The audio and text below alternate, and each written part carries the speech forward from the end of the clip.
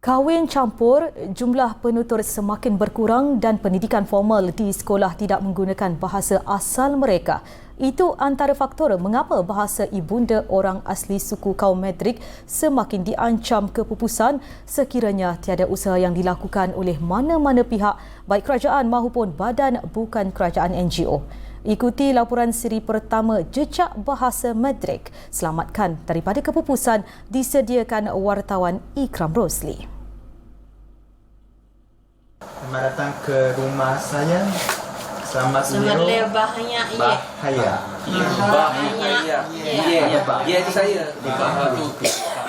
Ni Bahaya. dia punya kata tu dah tak boleh dah kita sebut di hanya. Dia takkan sebut. Dia tak membuat. Tak ada. Saya buat rumah je.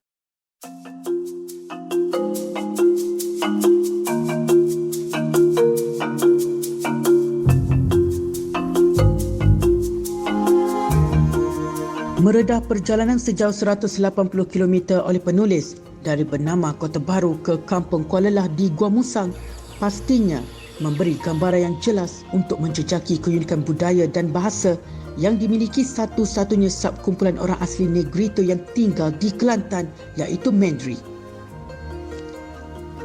Pada masa ini mereka menetap di 3 lokasi di Kelantan, iaitu Kampung Kuala Lah di Gua Musang dan Kampung Pasir Linggi serta Sungai Takut di Kuala Krai.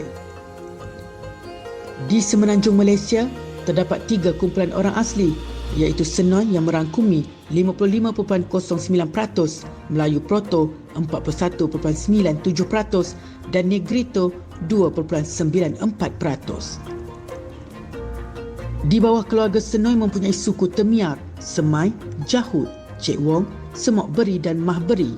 Sementara Melayu Proto dibentuk oleh etnik Temuan, Jakun, Semelai, orang Kanak, orang Seletar dan orang Kuala. Kumpulan Negrito pula terdiri daripada Kensiu, Kintak, Jahai, Mendrik, Lanoh dan Batik. Sejak kebelakangan ini, rata-rata golongan muda kaum Mendrik tidak lagi mengutamakan bahasa Mendrik kerana lebih selesa menggunakan bahasa Melayu lorat Kelantan dalam percakapan seharian mereka. Menurut Tok Batin orang asli Mendrik di Kuala Lah, Ali Latif berkata, situasi itu cukup sedih dan meresahkan golongan tua yang tidak mahu melihat identiti suku mereka hilang di telan masa. Lebih-lebih lagi, komuniti mereka juga semakin mengecil, iaitu hanya sekitar 600 orang sekarang. Jadi kalau kita tinggal nanti lama-lama, nanti benda ni saya rasa mungkin boleh jadi ayat akan hilang lah, pupus lah. Tetapi sekarang ni dah dunia kata tu, kita dah kahwin campur. Ada yang kahwin campur, jadi bahasa ni dah makin lama makin berkurangan. Jadi saya sendiri pun ada dah terlupa separuh. Ali berkata, disebabkan ramai berkahwin campur dan anak-anak mereka berwajah kacukan, bentuk fizikal dan rupa paras asli suku Mendrik, iaitu berambut kerinting, berkulit gelap dengan wajah bulat lebar, hidung lepir dan dagu pendek semakin sukar untuk ditemui. Jika ada pun tidak sampai 10 orang. Sementara itu, pensyarah di Pusat Pengajian Bahasa dan Linguistik Fakulti Sains Sosial dan Kemanusiaan Universiti Kebangsaan Malaysia, Profesor Madya Dr. Fazal Muhammad Sultan berkata, berdasarkan kajiannya sejak 2007, kemungkinan besar bahasa Mendrik itu akan pupus dalam tempoh 20 tahun lagi. Sebab dia bahasa yang sedang pupus, yang dipanggil sebagai bahasa moribun. Kalau kita tak selamatkan dia sekarang, dia akan pupus. Pupus dia bagaimana? Makin lama anak-anak orang asli yang bercakap ni banyak dah mula masukkan unsur-unsur bahasa Melayu dalam dia. Sayang So bahasa tu sedang dicampurkan dengan bahasa Melayu. Dia mula nak rojak. Bagaimanapun, usaha untuk menyelamatkan bahasa Mendrik daripada pupus mendapat perhatian Wikimedia Malaysia dengan memasukkan istilah bahasa Mendrik beserta makna bahasa Melayu menerusi kamus dalam talian, iaitu Wiki Kamus.